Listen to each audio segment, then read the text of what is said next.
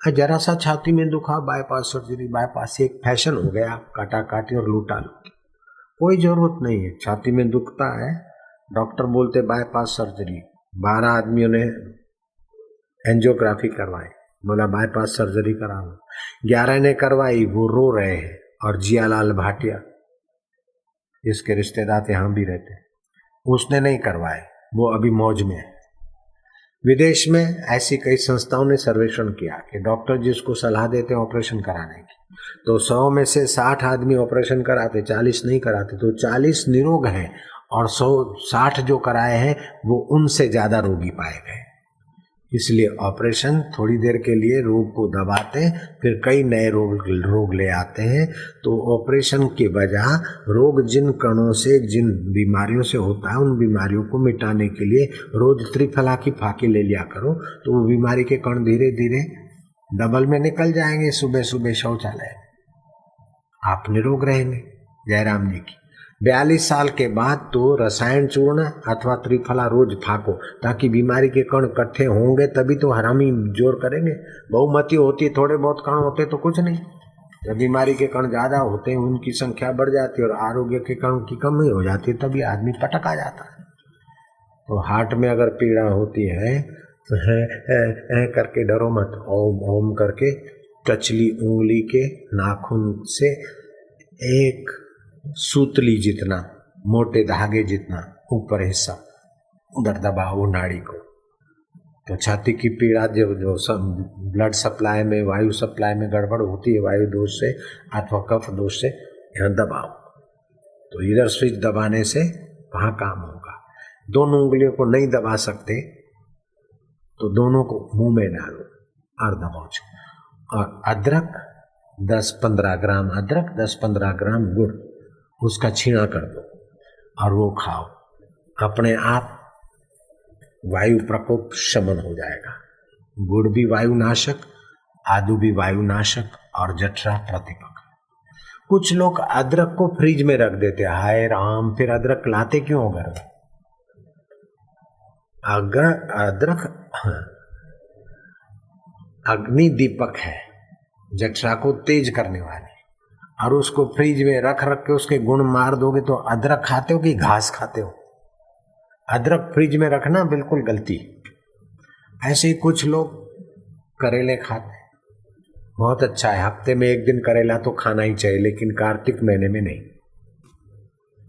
कार्तिक महीने में तो सुबह जल्दी स्नान करना बड़ा हितकारी, बहुत जरूरी है स्वास्थ्य के लिए, पुण्य के लिए। कार्तिक मास का स्नान, कार्तिक में करेले नहीं खाना चाहिए।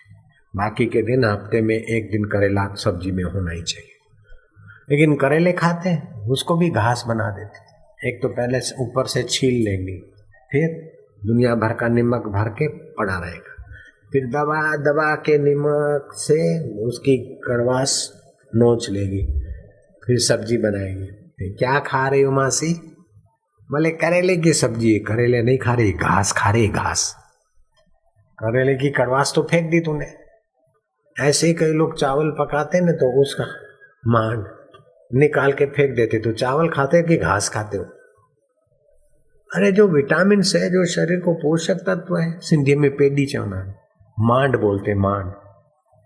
हलवाई लोग भी चावल बनाए ना, मांड निकाल के फेंक देते, फिर अलग अलग चावल बनाए। नहीं नहीं, मांड सहित चावल होने चाहिए।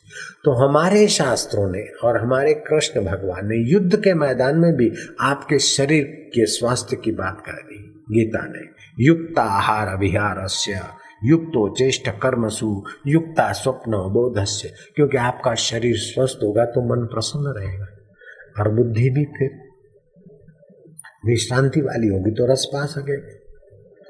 तो हमारे सत्संग में 3 बातों पर ध्यान विशेष दिया जाता है कि आपका शरीर स्वस्थ रहे, मन प्रसन्न रहे और बुद्धि में बुद्धि दाता का माधुर्य और ज्ञान प्रकट हो जाए।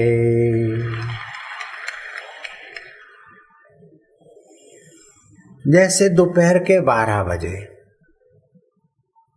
सुबह सूर्योदय के समय और शाम को सूर्यास्त के समय आपकी जो 72,000 नाड़ियों की महारानी नाड़ी है, सुषुम्ना, जैसे रानी मक्खी मधुमक्खियों का छत्ता उड़ता है ना, तो जहाँ रानी मक्खी जाती है वहाँ सारी मक्खियाँ फॉलो करती उसको। ऐसे जितनी आपकी सुषुम्ना नाड़ी पुष्ट होगी उतनी और नाड़ियाँ आपका ठीक ठीक काम करेगी। जब पशु को या बच्चे को डराया जाता है तो एकी बेकी कर लेते, कई पशु तो गोबर छोड़ने लग जाते हैं, तो नाड़ी तंत्र अनबैलेंस हो गया, अपनी योग्यता खो बैठा। तो आपकी जो रानी नाड़ी है उसको सुषुम्ना बोलते। तो 12 बजे दिन को, सुबह सूरज उगने के समय और शाम को सूर्यास्त के पहले के समय उसका मुख थोड़ा खुला रहता है। उस समय प्राणायाम, ध्यान और जप विशेष बलदायक होता है। अभी विज्ञानियों ने इस सत्य को पाकर खुशी व्यक्त की कि आपके इस खोपड़े में 10 अरब न्यूरॉन्स हैं। उन्होंने न्यूरॉन्स नाम दिए, लेकिन आपके योगियों ने 10 अरब सूक्ष्म कोश है। एक एक कोश एक एक ग्रह और नक्षत्र का प्रतिनिधित्व कर सकता है। जैसे यहाँ एक रिमोट कंट्रोल 1000-2000 माइल दूर तक जाकर मार कर दे, इस जहाज का कंट्रोल रिमोट कंट्रोल से होते हैं युद्ध के जहाज। तो रिमोट कंट्रोल तो इतना, लेकिन वो हजारों का अपन दफन करते। ऐसे ही आपके ये रिमोट कंट्रोल से भी ज्यादा न्यूरॉन्स कंट्रोल प्रभावशाली होता है। तो ये 10 अरब न्यूरॉन्स हैं आपकी खोपड़ी में। आपके खोपड़ी में 2 मस्तिष्क है, एक क्रिया और सफलता, तो दूसरा स्नेह और शांति चाहता है। इन दोनों के बीच जो गैप है, जो खाई है, उसको पूरने का काम ये सुषुम्ना महारानी करती है। आपका दाएं स्वर चलता है उसे सूर्य स्वर कहते हैं, पिंगला कहते, नाड़ी कहते हैं, और बाहीं चलता है उसको चंद्र स्वर बोलते हैं, इंडा नाड़ी कहते हैं। जब दोनों चलने लग जाए तो बीच की सुषुम्ना, वो रानी नाड़ी, उसको सुषुम्ना कहते हैं। जब दोनों स्वर चलते होंगे उस समय आप थोड़ा बहुत भी भजन करो तो मन में रस और शांति आने लगेगा।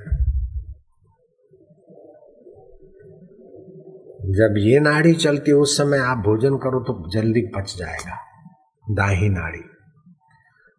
अगर दाहिनी नाड़ी चलती हो, कुछ पेय पदार्थ पीते हो, तो आपका धातु पतला रहेगा। इसलिए जानकार लोग पानी पीते समय देख लेते, बाही नाड़ी चलती तभी पानी पीते, अथवा पेय पदार्थ पीते, अथवा तो दाही बंद करके बाही चलाकर फिर पीते, तो उनका धातु मजबूत रहता है, रगों में ही रहता है।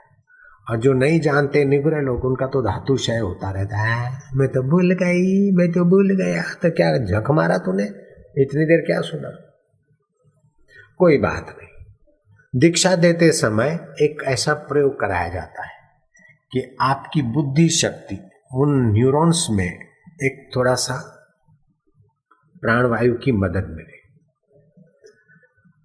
दूसरी बात, बुद्धि शक्ति आपकी विकसित हो, दीक्षा के समय ऐसा सिखाया जाता है। तो जो पहले दीक्षा ले चुके उनको भी दीक्षा के समय पीछे बैठाकर ये प्रयोग दिखाया जाता है, और जो नए दीक्षार्थी हैं उनको भी ये प्रयोग कराया जाता है।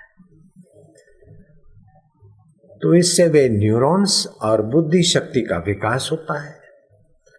फिर ठोडी को छाती के तरफ दबोच के 25 प्राणायाम सिखाए जाते हैं, इससे स्मृति शक्ति बढ़ती है। तो वो स्मृति शक्ति जगत की स्मृति में लगाओगे तो नश्वर मिलता है, लेकिन शाश्वत का ज्ञान सुनकर उसकी स्मृति में लगाओगे तो शाश्वत शांति और शाश्वत रस के धनी बन जाओगे। 12 बजने में 2 मिनट है इस घड़ी में। अब संध्या की बेला है। वो रानी नाड़ी का मुख खुलने का समय आ गया। 45 साल से कम उम्र है तो उंगली आगे अंगूठे के नीचे, 3 उंगली सीधी, दोनों हाथ घुटनों पे। 45 साल से ज्यादा उम्र है तो दोनों हाथ की उंगलियों के नोक मिला दो, ताकि आपकी ऊर्जा बाहर क्षीण न हो, एक चक्र बन जाए। दिन में 10-5 मिनट ऐसा बैठने की आदत रखने से बुढ़ापे की कमजोरी जल्दी नहीं आएगी। बुढ़ापे की कमजोरी को दूर रखना हो तो किशमिश, अंगूर, मुनक्का, द्राक्ष का उपयोग छूट से करना चाहिए। जब से ये बोला तब से 20 रुपये किलो किशमिश का दाम बढ़ गया। मैंने नासिक में बोला, बस उस 2-5 दिन के बाद किशमिश का बाजार 20 रुपया पर किलो बढ़ गया। मैं क्या करूं? नहीं बोलता हूं तो लोग फायदा नहीं उठाते, बोलता हूं तो बाजार तेज हो जाते, करूं तो क्या करूं? अंजीर के लिए बोला था तो अंजीर की बाजार तेज हो गई थी, फिर मैं दूसरा ले आया। 70% बच्चों को पेट में कृमि होती है और 40% बड़ों को भी होती है, पता नहीं होता है। एक अंजीर रात को भिगा दे, सुबह उबाल के खिला दो बच्चे को, आप वो कृमि सदा के लिए चट। लेकिन अंजीर का भाव बढ़ गया तो दूसरा उपाय खोज लिया कि 20 ग्राम गुड़, 5 ग्राम अजवाइन, उसका मिश्रण करके गोलियां बना दो। 2 गोली सुबह, 2 दोपहर, 2 शाम, बच्चों को 2, बड़ों को 2 बड़ी बड़ी गोली, 2-3 दिन में सफल। पपैया, उस पर संत कृपा चूर्ण लगा के पपैये के बीज सहित पपैये का नाश्ता करो, 4 दिन, कृमि गायब। ऐसे दूसरे तीसरे भी उपाय है। खैर, अभी तो ये उपाय है कि आपके जीवन में सच्चा रस, सच्ची शांति, सच्चा सुख प्रकट हो। इसलिए आप रोज संकल्प करो सुबह नींद में से उठ के कि आज कच्चे सुख के लिए ज्यादा नहीं चिंता करूंगा, चिंतन नहीं करूंगा, और दुख में इतना दुखी नहीं होऊंगा और बाहर के सुख में इतना टट्टू लल्लू नहीं बनूंगा। मेरे सुख स्वरूप हरि का ध्यान में मस्त रहूंगा। अभी आप ध्यान की मुद्रा में बैठो, लंबा श्वास लो, नाक से श्वास लो, जितना ले सकते हो लो, लो, लो, रोको। मैं भगवान योगेश्वर का, परमेश्वर का, परमेश्वर मेरे, योगी योगेश्वर हास्य, यही सुखदाई।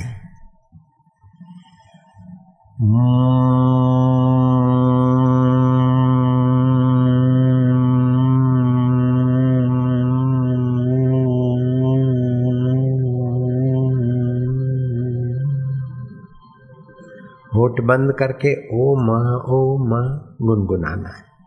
आजकल की धूप याद शक्ति को मारने वाली है, आरोग्य को खराब करने वाली है, इसलिए सिर को धूप से बचाना बेटे।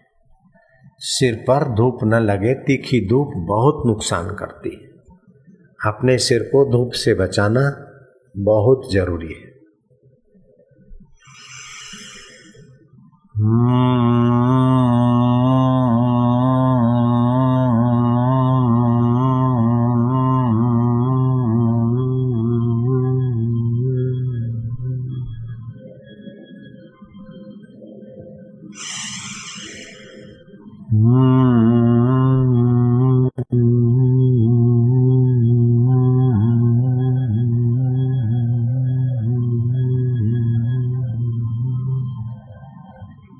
ये लगता तो बहुत साधारण है, लेकिन आपके 10 अरब न्यूरॉन्स को और आपकी उस मुख्य नाड़ी को और आपके मन और बुद्धि को बल देने में बड़ी शक्ति रखता है ये ओमकार मंत्र।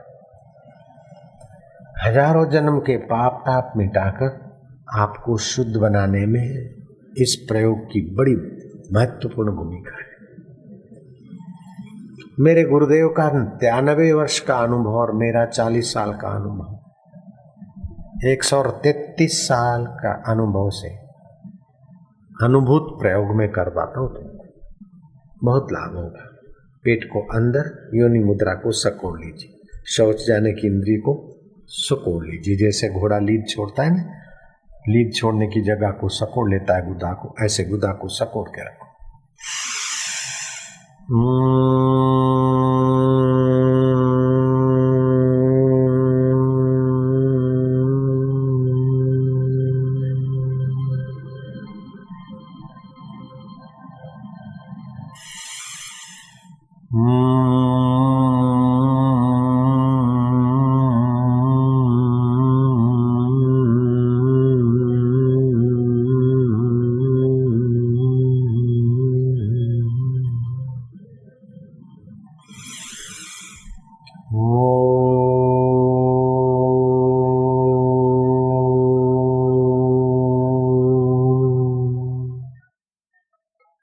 जिसके घर में वास्तु दोष होता है,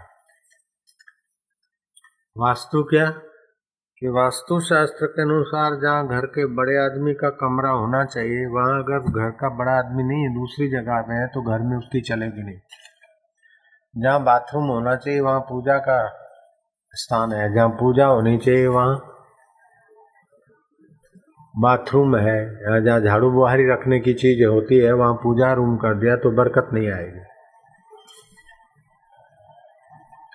तो ईशान कोने में ये होना चाहिए, वायव्य कोने में ये होना चाहिए, दक्षिण पश्चिम में घर के बड़े को रहना चाहिए, अग्नि कोण में ही रसोड़ा होना चाहिए। लेकिन अब ये बिल्डर लोग ऐसा करके बनाए तो उनको नफा कम होगा, और आप लोगों को भी पता नहीं कि वास्तु में कौन सा कहाँ होना चाहिए।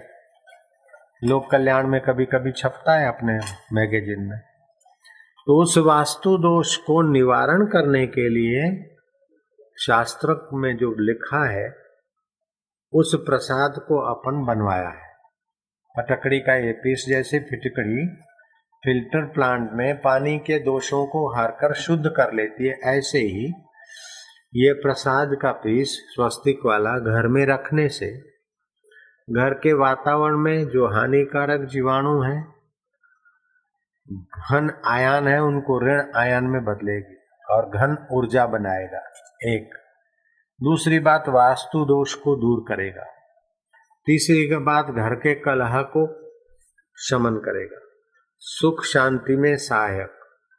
संत श्री आशाराम आश्रम की निःशुल्क प्रसादी, ये जो ऋषि प्रसाद के मेंबर बनेंगे उनको भी दे देना है, अथवा 5 कैसेट लेते हैं उनको भी दे देना है, या और कोई चीज ले लेते हैं तो स्टॉल वाले ये घर में सुख शांति, प्रेत भूत और दैविक बाधा पितृदोष से जिस घर में कुप्रभाव है उस सब को दूर करने वाला ये प्रसाद निःशुल्क स्टॉल पे देने की व्यवस्था करना।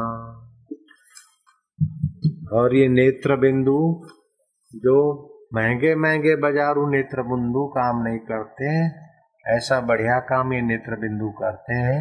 और यहाँ तो खास आंखें धो के पहुँच के 2-2 बूंदे डालनी चाहिए। मैं आज डाल के आया, आज भूल गया कि कल तो डाली थी, आज अभी शायद नहीं डाली, दिन में एक बार डाल देता हूँ। तो आंखों का मेरे को तो बहुत फायदा हुआ है। तो नेत्र बिंदु भी निःशुल्क बढ़ते हैं, जो कोई थोड़ा बहुत कोई ले लेगा उसको निःशुल्क नेत्र बिंदु देंगे। वास्तु दोष निवारक ये